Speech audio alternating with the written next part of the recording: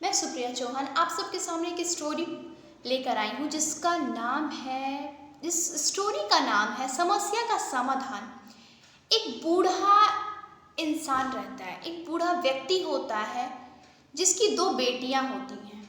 एक बूढ़ा व्यक्ति जिसकी दो बेटियां हैं, उनकी दो बेटियों में से एक का नाम चेतन और एक बेटी का नाम पूनम था। चेतन की शादी एक कुम्हार के साथ होती है और पूनम की शादी एक किसान के साथ होती है। वो बूढ़ा आदमी अपनी बेटियों से मिलने गया। सबसे पहले वो चेतन के घर जाता है। चेतन के घर जाके वो ये कहता है, अपनी बेटी से मिलता है और उनकी हालचाल लेता है। चेतन कहती है, पिताश्री हम लोग इस बार बहुत ही परिश्रम किए हैं, बहुत ज़्यादा परिश्रम किए हैं। बस मेरा ये है मानना कि बस बारिश न आए तो हमारी कारोबार बहुत अच्छी चलेगी। अगर बारिश नहीं आती है तो हमारी कारोबार बहुत ही अच्छी चलेगी। और वो अपने पिता को कहती है कि आप भी प्रार्थना करो पापा, पिताजी आप भी प्रार्थना कीजिए कि बारिश इस बार ना हो ताकि हमारा कारोबार आगे बढ़े। और वो एक कुम्हार की वाइफ थी। फिर उसके बाद वो आदमी अपनी दूसरी बेटी के पास जाता है, पूनम के पास, उसका हालचाल लेने। और वो किसान की पैवी थी। और पूनम से वो पूछते हैं कि कैसी हो। तो पूनम कहती है, पिताश्री हम बहुत ही मेहनत किए हैं, इस बार फसल लगाए हैं। अगर वर्षा नहीं हुई तो हमारी सारी फसल बर्बाद हो जाएगी।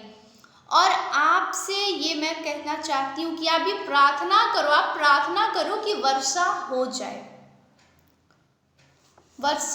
जाए ताकि हमारी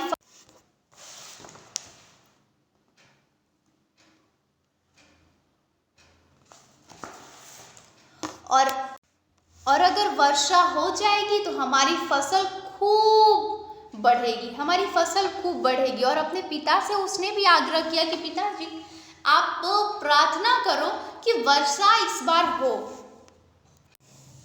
एक बेटी का आग्रह था कि वर्षा ना हो और दूसरी बेटी का सीधे विपरीत उसका था कि वर्षा हो। बेटी तो उनकी दोनों थी, उनके लिए तो दोनों एक ही समान है। अब यही इनके लिए समस्या हो गया।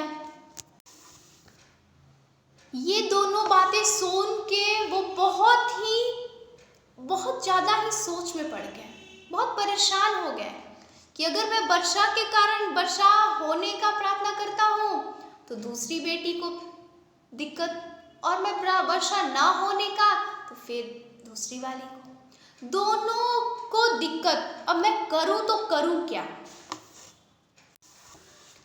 वो बहुत सोच में पड़ने के बाद फिर उसके बाद उन्होंने ये सोचा कि ठीक है, वो अपनी बेटियों से मिलने गए। वो बड़ी बेटी से कहें कि इस बार अगर बारिश नहीं होती है तो तुम अपनी कमाई आधी अपनी छोटी बहन पूनम को देना। और यही बात अपनी पूनम से अपनी छोटी बहन को देना। दोनों बहन जो थी अपने पिता के बात से सहमत हो गई। और क्या था, समस्या का तो समाधान हो गया।